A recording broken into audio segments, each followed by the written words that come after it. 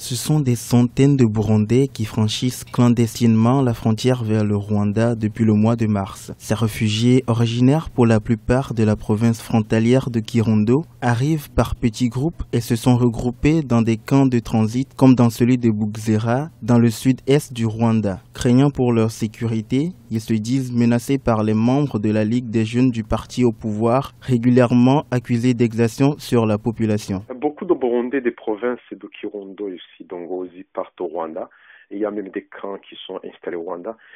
Ces gens fuient surtout la violence et l'armement des milices Imbonerakure qui sont affiliées au parti au pouvoir parce que ces milices préparent les élections d'une autre façon en intimidant les gens, surtout de l'opposition.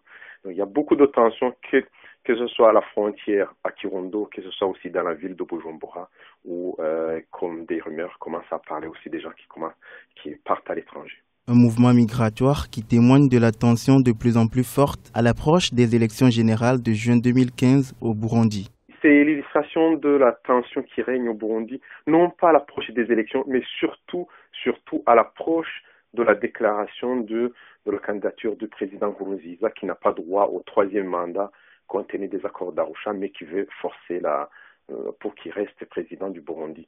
Donc on s'imagine qu'il peut y avoir de la violence et les gens commencent à fuir à cause de cette troisième candidature du président Nkurunziza. Une trentaine d'enfants non accompagnés ont été recensés par les autorités rwandaises. Mais pour l'heure, il est difficile de dire si les craintes de ces réfugiés sont fondées ou liées à un mouvement de panique.